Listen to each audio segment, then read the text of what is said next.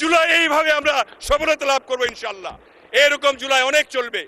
কাজেই এই জুলাই আন্দোলনের কথা আপনারা বলবেন না।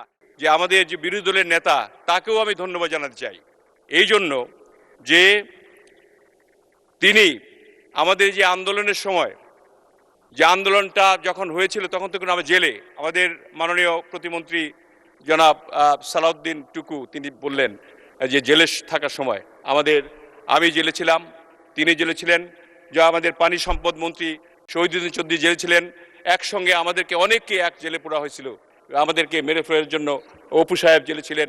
আমরা সবাই মিলে যে জেলে থাকা অবস্থায় যে ওনাদের যে সেক্রেটারি জেনারেল গোলাম পরোয়ার সাহেব যখন ছিলেন, ওইখানে একদিন তার চোখ বেঁধে তাকে নিয়ে যাওয়া হচ্ছিল রিমান্ডে। চোখ বেঁধে নিয়ে যাওয়ার সময় এই শহীদুদ্দিন চৌধুরী এনি দাঁড়িয়ে হুঙ্কার দিয়ে বলেছিল যে তিনি মাননীয় সংসদ সদস্য ছিলেন, তার চোখ বাঁধা হচ্ছে কেন, এইভাবে হুঙ্কার দিয়ে তাদের এই ডিবির অফিসারদেরকে কম্পিত করেছিলেন। সেই নেতা তার বিরুদ্ধেও আজকাল আপনারা এই বিরোধী দল থেকে কথা বলা শুরু করেছেন। আমি মাননীয় বিরোধী দলের নেতাকে বলতে চাই, গতকালকে আপনি বলেছেন যে প্রত্যেক বছরই জুলাই আসবে, তার মানে এই হুঙ্কারটা দিয়েছেন কি যে জুলাইয়ে আপনি 5ই আগস্টে পতন ঘটিয়েছেন, এই জুলাইয়ের আমাদেরকে ভয় দেখিয়েছেন যে এই সরকারকে আপনার প্রত্যেক মাসেই জুলাই আসবে। আমি বলতে চাই প্রত্যেক জুলাই জনাব তারেক রহমানের নেতৃত্বে যেভাবে আমরা সফলতা লাভ করেছি, প্রত্যেক জুলাই এইভাবে আমরা সফলতা লাভ করবো ইনশাল্লাহ। এরকম জুলাই অনেক চলবে। কাজেই এই জুলাই আন্দোলনের কথা আপনারা বলবেন না, শুধু আপনারা করেছেন। এই জুলাই আন্দোলনে আপনার প্রায় 1400 লোক প্রাণ দিয়েছে। সেই 1400 লোকের প্রাণের মধ্যে প্রায় 1000-এরও বেশি বিএনপির ছাত্র দল, যুব দল, স্বেচ্ছাসেবক দল, শ্রমিক দল, বিএনপির লোক সকলে মৃত্যুবরণ করেছে। কাজেই এখানে আমাদের যে এই 17 বছরের আন্দোলন, সেই আন্দোলনকে অস্বীকার করে আপনারা যদি বলতে চান আমাদেরকে যখন তখন ফেলে দিবেন, আমি সালাউদ্দিন টুকুর মাননীয় প্রতিমন্ত্রীর কথা ধরেই বলি যে এরকম হুঙ্কার না দেওয়াই ভালো। বরঞ্চ আজকে যে বিশেষ কমিটিটি গঠিত হলো 5 জন করে আমাদের সংসদ নেতা এবং বিরোধী নেতার যে সমন্বয়ে, সেইভাবে একটু যদি প্রত্যেকটি বিষয় নিয়ে আপনারা যদি আলোচনা করেন, তাহলে এই দেশ একটি ভালো দেশে পরিণত হবে, যেটা আমাদের মাননীয় প্রধানমন্ত্রী গড়তে চান।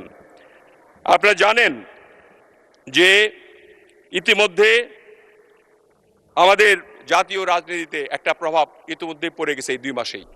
এই 2 মাসের মধ্যে আমরা মাননীয় প্রধানমন্ত্রীর নেতৃত্বে